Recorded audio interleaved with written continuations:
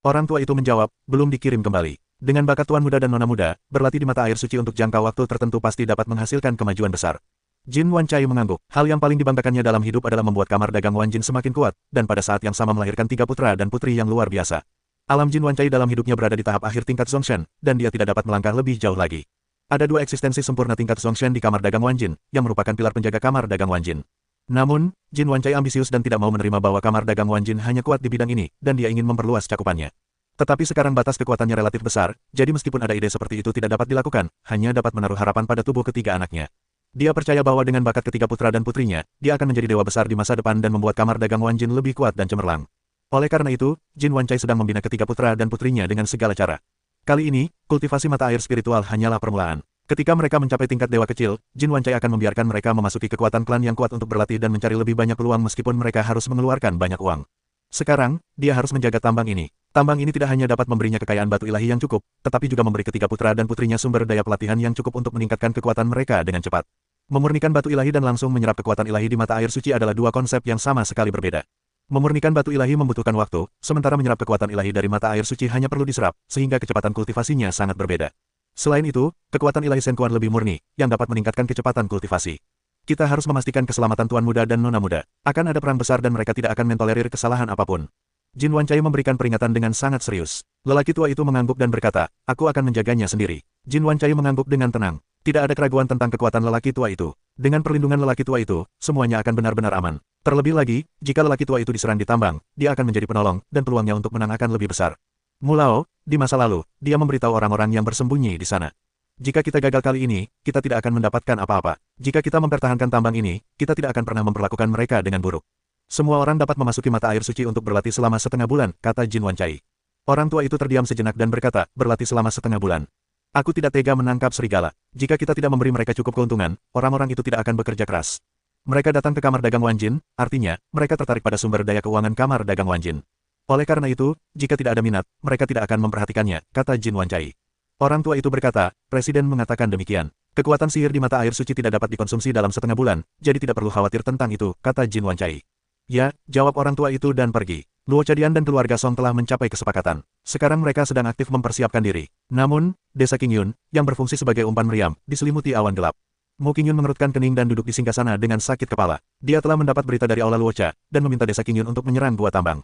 Dia juga berjanji akan memberinya 6 orang kuat di tahap awal tingkat dewa menengah untuk membantunya. Setelah kejadian itu, biarkan dia memasuki kota Lian dan mengucapkan selamat tinggal pada kehidupannya di padang gurun. Janji setelah masalah ini adalah yang selalu diinginkan Mu Qingyun, tetapi premis ini membuatnya gelisah. Dia tahu betul bahwa Luo Chadian akan membiarkannya menjadi umpan meriam. Jika ini tidak dapat dilakukan dengan baik, itu akan menjadi kehancuran total pasukan dan seluruh benteng Qingyun. Mu Qingyun sekarang berada dalam dilema. Ini bukan janji maupun penolakan. Terlebih lagi, dalam nada bicara Luocha, sangat jelas bahwa tidak ada ruang untuk diskusi. Jika dia tidak setuju, dia akan langsung menghancurkan mereka. Katakan padaku, apa yang harus kita lakukan sekarang? Tanya Mu Qingyun kepada keempat dewa di bawah kendalinya. Apakah kita akan menyerah kepada kamar dagang Wanjin? Salah satu dewa tingkat menengah awal menyarankan pada saat kritis. Bagaimana jika ditemukan oleh Luo Chadian? Kita pasti akan mati. Petik 2. Semuanya akan berujung pada kematian, apapun yang terjadi. Masalah ini tidak sesederhana itu. Kami berpikir begitu, dan Luo Chadian juga akan berpikir begitu. Mereka pasti akan memantau kita. Selama kita melakukan sesuatu, mereka pasti akan tahu. Mu Qingyun mendengarkan keempat orang itu berdebat, mengerutkan kening dan berkata dengan tidak sabar, apakah kalian punya usulan yang layak? Keempatnya berhenti dan kemudian menatap Mu Qingyun. Salah satu dari mereka berkata, lebih baik jangan menyinggung kedua belah pihak. Coba dulu berlatih dengan kamar dagang Wanjin dan lihat apa artinya. Kurasa tidak, jika kita dipantau, bagaimana kita bisa menghubungi kamar dagang Wanjin? Jadi kita akan jadi umpan meriam. Jika umpan meriam belum pasti, Luo Chadian dan keluarga Song mengirimkan total 6 orang tingkat Zongshan kepada kita di tahap awal, ditambah pihak kita sendiri, ada 11 orang tingkat dewa menengah.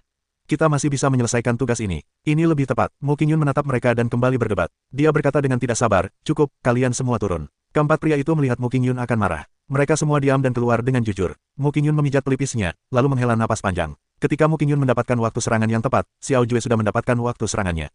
Xiao Jili terhubung dengan Feng Jingyu, yang masih berada di kota Lian. Setelah Feng Jingyu datang ke rumah Xiao, dia mendengar berita itu dan berkata, sekarang kau bisa memantau kamar dagang api. Begitu ada pertempuran, pasti akan ada pergerakan di sini. Xiao Jue mengangguk dan berkata, aku sudah mengatur masalah ini. Bisakah kau membawaku ke tambang? Feng Jingyu bertanya. Xiao Jue berkata, tentu saja, tidak ada masalah dengan ini. Saya masih tidak masalah bola balik ke tambang sekarang. Wajar jika membawa 1 atau 2 pelayan. Setelah beberapa saat, Xiao Jue meninggalkan rumah Xiao dengan seorang pelayan, dan langsung menuju gua tambang di luar kota. Sepanjang jalan, orang-orang mengawasi. Xiao sangat menyadari hal ini. Dengan kekuatan indera ilahinya, kecuali kekuatan orang-orang yang mengawasinya melebihi dirinya, dia pasti akan mengetahuinya. Setelah tiba di gua tambang, Xiao Jue dan Feng Jingyu memasuki gua tambang.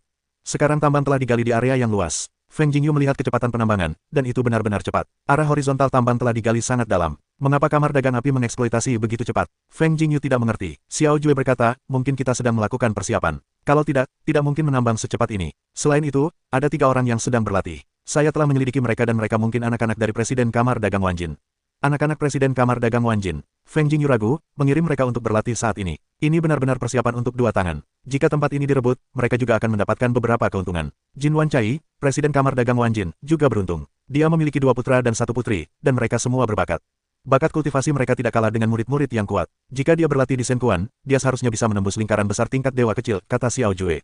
Feng Jingyu juga sedikit terkejut. Meskipun kamar dagang Wanjin kaya, kekuatannya tidak cukup besar. Bahkan tidak memiliki seorang pendekar tingkat dewa yang hebat, tetapi mampu membina seorang pemuda tingkat dewa yang begitu sempurna. Jika Anda ingin bertindak kali ini, tolong minta Tuan Li untuk membantu Xiao Jue. Xiao Jue berkata dengan sangat tulus. Dia tahu bahwa kekuatan Feng Jingyu luar biasa. Jika dia bisa membantunya, dia bisa memenangkan kamar dagang api. Itu sama sekali bukan masalah. Hati Feng Jingyu juga sedikit tak berdaya. Jika bukan karena membantu Long Yichen, dia sendiri juga tidak perlu pergi ke tempat-tempat yang rusak ini. Jika Xiao Sui benar-benar menikahi Long Yichen di masa depan, dia akan dianggap sebagai calon mertua. Apa yang telah dia lakukan sekarang tidak sia-sia. Karena saya telah tiba di kota yang terbakar, saya tidak bisa hanya duduk diam dan mengabaikannya. Pemimpin keluarga Xiao sudah mulai berbicara. Maka saya akan melakukan sesuatu, kata Feng Jingyu. Xiao Jue sangat senang dan berkata, terima kasih banyak, Tuan Li. Feng Jingyu melambaikan tangannya, dan dia tidak bisa menjamin akan bergerak. Jika Anda bisa melihat gua roh di kedalaman mata air bencana, Anda akan merasakan kehadiran gua roh sebelum Anda melihatnya. Feng Jingyu menghela napas. Jika itu benar, itu akan menjadi hidup. Xiao Jue yang seperti angin mengejutkan Yu saat berkeliaran di gua tambang, sambil berbisik, orang-orang ini adalah keluarga Xiao. Meskipun pengawasnya berasal dari kamar dagang api, saya tetap mendapat keuntungan darinya, yang dapat dianggap sebagai cara untuk diri saya sendiri. Pada saat itu, jika rencananya berhasil, semua batu akan diberikan kepada Tuan Li. Ini juga dapat dianggap sebagai janji dan keuntungan kecil Xiao Jue yang seperti angin. Feng Jingyu tidak mengatakan ya atau menolak. Jika ada lebih banyak, dia tidak akan menolak. Lagi pula, mereka membutuhkan banyak kekuatan sihir untuk berlatih sekarang. Bahkan jika dia tidak mau, kultivasi Long Zichen dan Long Yichen juga membutuhkan kekuatan besar. Setelah 1 putaran di tambang, Feng Jingyu dan Xiao Jue meninggalkan tambang dan kembali ke kota Lian. Sekarang, Feng Jingyu dan Xiao Jue sedang menunggu serangan dari Luo Chahol dan keluarga Song ke gua tambang.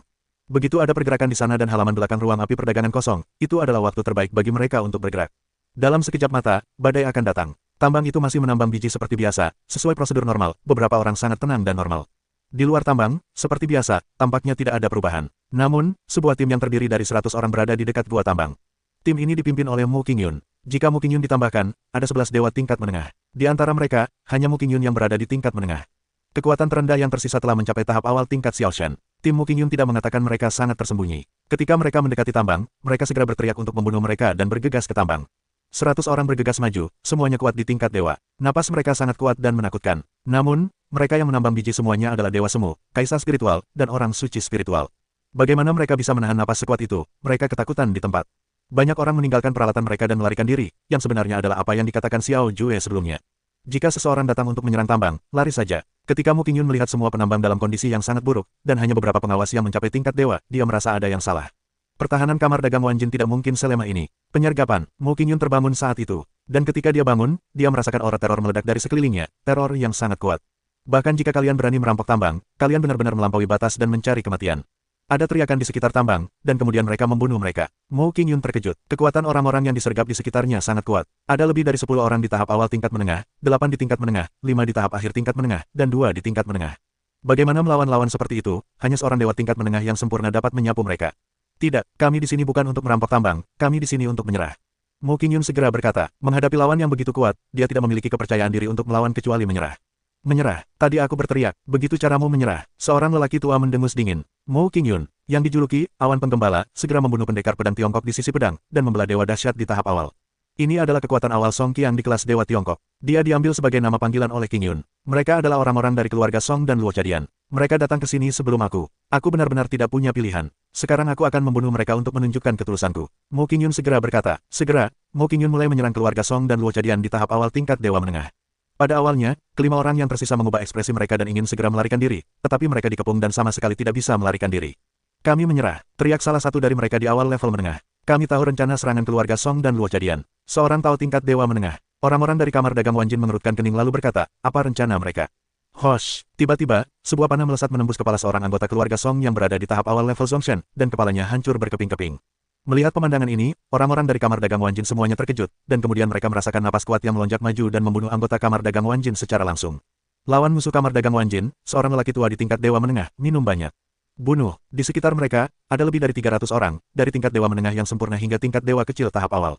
Meskipun ada lebih dari 200 orang di kamar dagang Wanjin, kekuatan keseluruhan masih relatif lemah. Setelah melihat pemandangan ini, wajah Mu Qingyun berubah. Sekarang dia benar-benar tidak tahu harus berbuat apa. Haruskah dia membantu kamar dagang Wanjin atau keluarga Song dan Luo Chadian? Pemimpin benteng, mari kita menyelinap pergi dan segera meninggalkan daerah ini. Kalau tidak, kita semua akan mati. Mu Qingyun dikelilingi oleh seorang dewa tingkat menengah tingkat awal Tao. Hanya sampai di sini saja. Mu Qingyun menggigit giginya, dan dia benar-benar tidak bisa menerima kenyataan. Mereka akhirnya mendapatkan pijakan yang kuat di sini. Sekarang mereka harus pergi dan memulai lagi. Siapa yang bisa menerima kenyataan ini? Aliansi kamar dagang Wanjin, keluarga Song, dan Luo Chadian telah bertempur. Ratusan dewa bertempur bersama. Pemandangan seperti itu benar-benar spektakuler. Setelah perang pecah di sisi gua tambang, berita itu sudah diterima di kota Lian. Kamar dagang api segera mengirim banyak orang untuk memberikan dukungan. Bahkan si Alai pergi ke sana secara pribadi.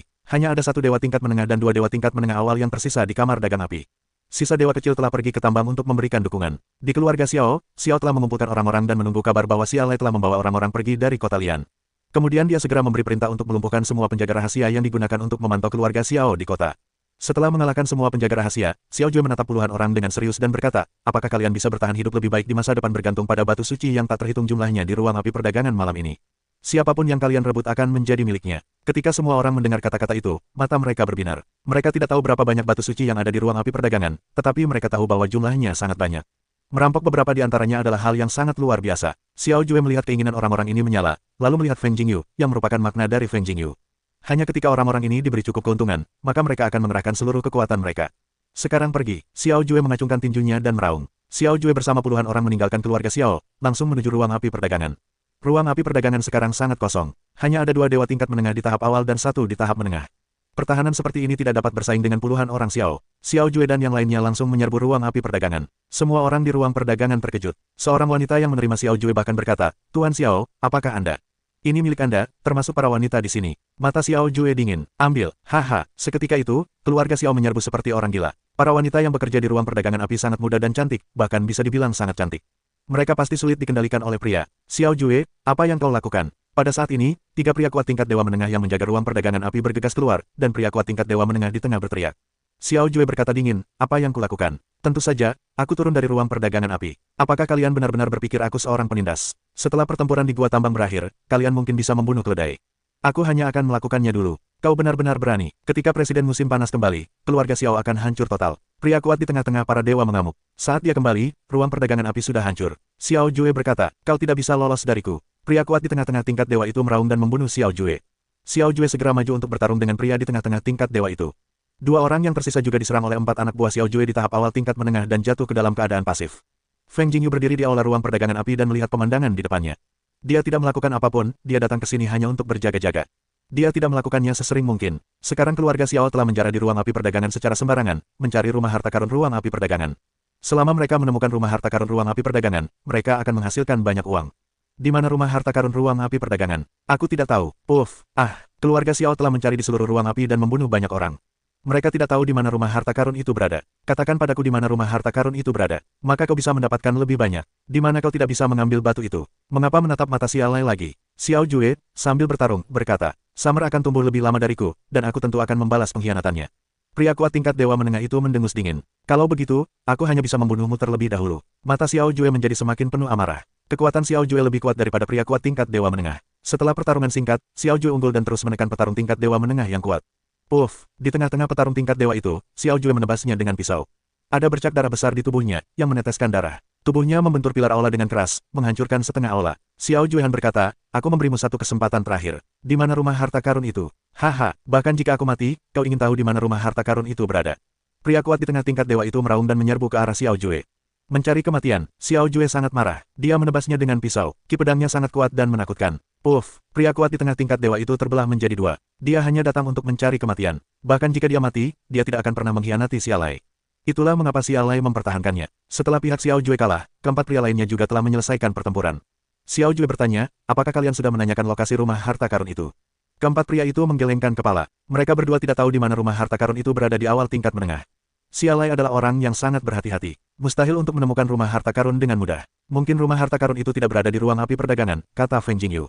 Tidak di ruang api perdagangan. Di mana itu? Xiao Jue Dao. Mungkin pada Xiaolai, kata Feng Jingyu. Mendengar ini, wajah Xiao Jue berubah muram dan berkata, jadi kita akan sibuk dengan sia-sia.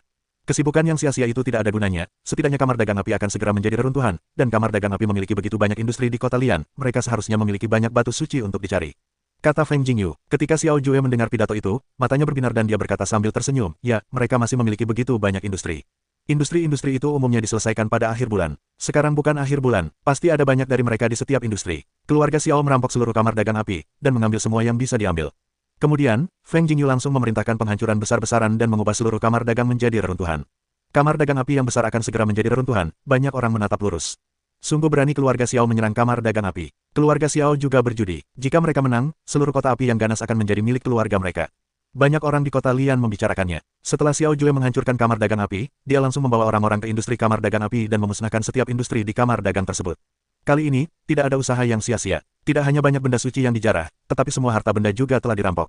Jika barang-barang ini dijual, nilainya akan sangat besar. Setelah Xiao Jue menyelesaikan semua ini, orang-orang yang membawa keluarga Xiao semuanya dievakuasi dari kota Lian. Sekarang Xiao Jue hanya perlu menunggu kabar. Jika kamar dagang Wanjin menang, maka mereka tidak perlu kembali ke kota yang terbakar dan melarikan diri. Jika Luo Chadian menang, maka seluruh kota akan menjadi milik Xiao. Di sisi gua tambang, pertempuran masih berlangsung. Luo Chadian dan keluarga Song hampir mengerahkan seluruh kekuatan mereka kali ini, yang juga merupakan suatu keharusan. Namun, ketika Xiaolai mendapat kabar dan Xiao Jue memasuki kamar dagang, dia sangat marah sehingga dia tidak sabar untuk bergegas kembali. Xiao Jue, setelah ini selesai, aku akan memastikan kau mati tanpa tempat pemakaman.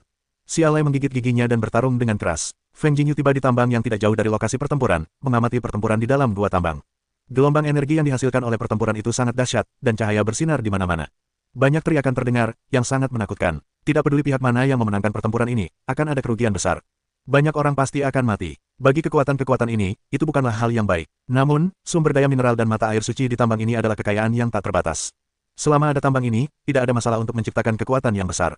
Karena itu, mereka akan terus berkorban di masa depan. Nah, saat Feng Jingyu mengamati pertempuran di atas gua tambang, indera ilahinya tiba-tiba merasakan ada aura lain yang mengintip di sekitar sini. Feng Jingyu mengamati arah fluktuasi napas tersebut. Meskipun fluktuasi napas itu tidak terlalu dahsyat dan tersembunyi dengan baik, Feng Jingyu masih dapat merasakannya dengan bantuan kristal jiwa. Apakah belalang sembah yang menangkap jangkrik, dan burung pipit kuning di belakangnya? Atau apakah burung snipe dan kerang yang berebut yang terbaik? Angin mengejutkan Yu, sudut mulutnya sedikit terangkat. Bagaimanapun, itu sama saja baginya, dan pemenangnya pasti yang terakhir. Angin mengejutkan Yu untuk mundur, agar napas tersembunyi itu tidak menemukannya. Feng Jingyu datang ke tempat perlindungan sementara Xiao Jue dan bertanya, apakah ada kekuatan kuat lain di wilayah ini selain Aula Luocha, keluarga Song, dan kamar dagang Wanjin? Xiao Jue mengerutkan kening dan memikirkannya, lalu berkata, seharusnya tidak ada lagi di daerah ini, tetapi jika kita lebih jauh, ada kekuatan lain di kota lain, tetapi umumnya air sumur tidak mengganggu sungai. Mungkinkah mereka juga menginginkan tambang itu? Kata Feng Jingyu. Xiao Jue terkejut sejenak, menatap Feng Jingyu dan berkata, apa maksudmu? Maksudmu, mereka ada di sini. Aku merasa masih ada napas di luar tambang, yang belum muncul. Aku seharusnya menunggu kesempatan, kata Feng Jingyu. Xiao Jue tiba-tiba merasa bahwa masalahnya menjadi rumit, dan semua rencana telah berantakan. Sangat sulit untuk mengatakan siapa yang akan memenangkan kemenangan terakhir. Siapapun yang menang, kekuatan kamar dagang Wanjin, Luo Chadian, dan keluarga Song pasti akan jatuh, dan kamar dagang api juga akan kehilangan banyak. Aku masih bisa kembali ke kota Lian, kata Xiao Jue. Feng Jingyu berkata, jika kau ingin kembali ke kota Lian, Xiaolai harus mati. Jika tidak, dia tidak akan membiarkan keluarga Xiao pergi begitu saja. Dengan kekuatan Xiaolai, tidak ada masalah untuk menghancurkan keluarga Xiao. Xiao Jue mengangguk. Sekarang dia ingat untuk berdoa agar Xiaolai mati atau terluka parah dalam pertempuran ini. Maka dia akan memiliki kesempatan. Sekarang kita harus menunggu hasil akhirnya. Xiao Jue menghela napas. Pertempuran di sisi lain tambang telah memanas. Ada banyak korban dan kerugian di kedua belah pihak, tetapi tidak ada yang menyerah. Kamar dagang Wanjin tidak akan pernah menyerahkan tambang itu. Bahkan jika ketiga perusahaan tidak memiliki gagasan untuk berbagi secara adil, mereka harus memonopolinya. Luo Chadian dan keluarga Song tidak akan menyerah. Mereka telah berkorban begitu banyak. Jika mereka tidak memenangkan gua tambang, mereka akan sepenuhnya ditekan oleh kamar dagang Wanjin di masa depan. Jika ketiga pihak tidak mau menyerah, pertempuran hanya akan berlanjut dan ketiganya harus membedakan kemenangan dan kekalahan sebelum pertempuran dapat diakhiri. Pertempuran itu sangat tragis, dan semakin banyak orang tewas. Namun di masa depan yang cerah itu, orang-orang dari tiga kekuatan utama semuanya berjuang untuk keuntungan yang mereka dapatkan setelah kemenangan. Tepat setelah kerugian ketiga kekuatan mencapai tingkat tertentu, kekuatan keempat tiba-tiba muncul. Mereka jelas sudah siap. Begitu mereka muncul, mereka menembakkan panah sihir terlebih dahulu, dan panah sihir yang tak terhitung jumlahnya meledak untuk membunuh musuh. Bagaimana mungkin ketiga kekuatan yang bertarung begitu sengit tidak mengharapkan pemandangan mendadak seperti itu? Untuk sesaat, mereka tidak dapat bereaksi. Banyak orang terkena panah sihir. Beberapa orang kuat di tingkat menengah terkena panah sihir, dan seluruh tubuh mereka terlempar. Panahnya sangat besar, dengan lengan yang tebal, dan orang-orang yang dapat menembak di tingkat dewa pasti sangat kuat. Apa yang terjadi? Wajah Han Qiyu berubah drastis. Song Hao juga tidak dikenal, jadi bagaimana dia memiliki kekuatan tambahan? Itu keluarga Ding dari kota Fengming. Seorang anggota kuat dari kamar dagang Wan Jin bersorak. Sungguh menjijikan bahwa keluarga Ding di kota Fengming ingin berbagi kue itu.